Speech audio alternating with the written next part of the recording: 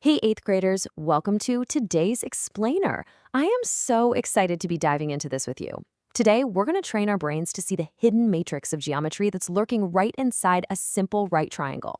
Seriously, if you think you already know everything there is to know about basic triangles, just get ready, because we're about to uncover a totally new layer of mathematical magic that connects shape, size, and proportions.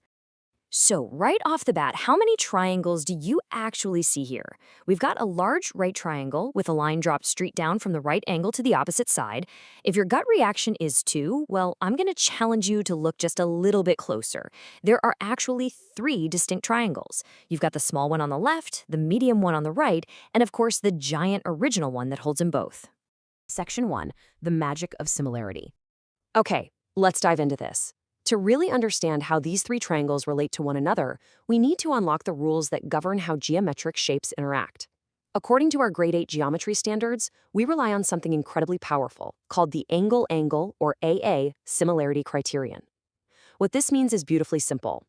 If we can find just 2 matching or congruent angles between any 2 triangles, then those 2 triangles are officially mathematically similar.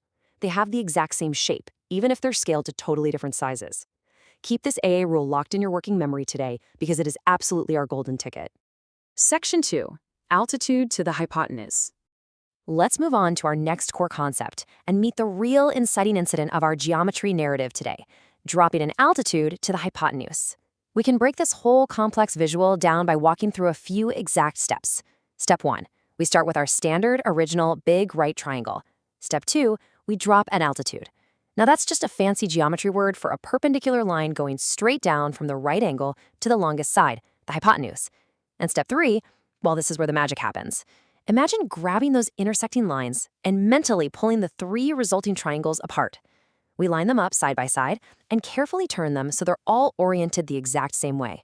Small, medium, and large, all facing the exact same direction.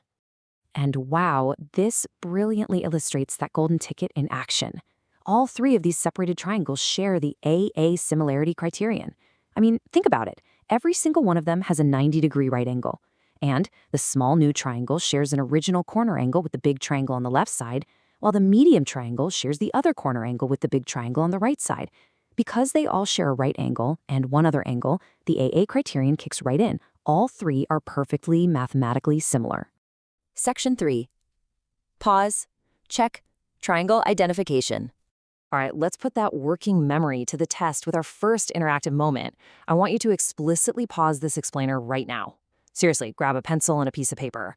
Look at the 3 separated, perfectly oriented right triangles. Can you identify which specific side is the short leg and which side is the long leg for all 3 of them?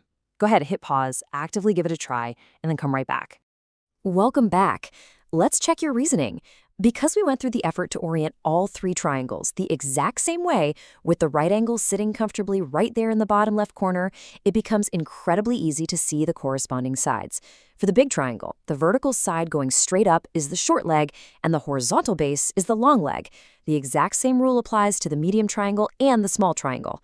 Orientation absolutely matters here, you guys, because it visually guarantees we're going to match up the correct parts when we start doing the math.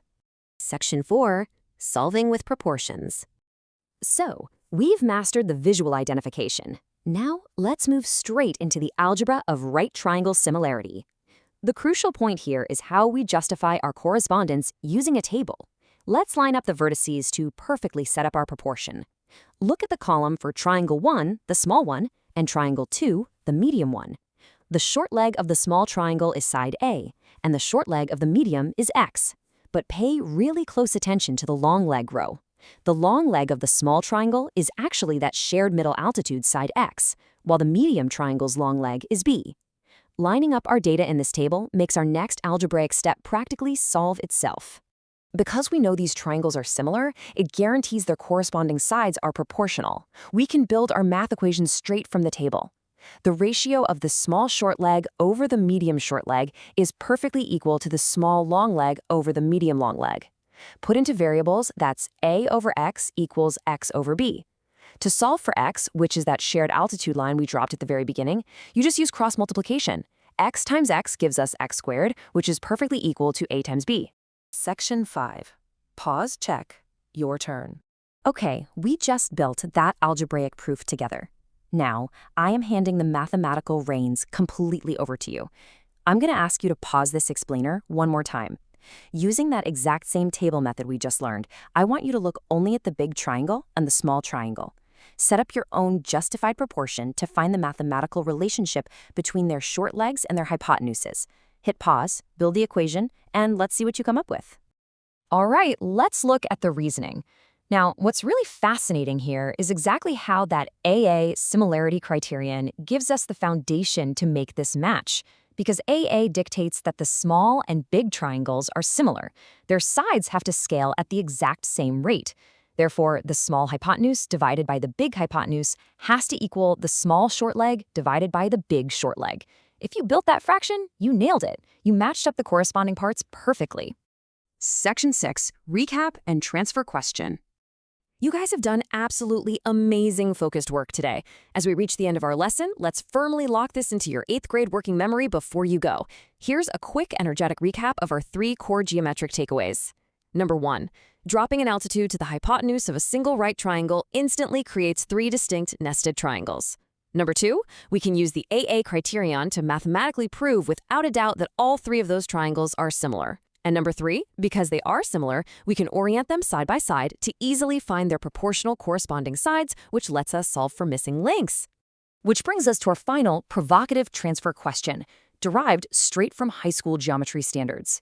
If right triangle similarity beautifully connects all of these side links through proportional algebra, how could you use these 3 proportional triangles to mathematically prove the Pythagorean theorem? A squared plus b squared equals c squared.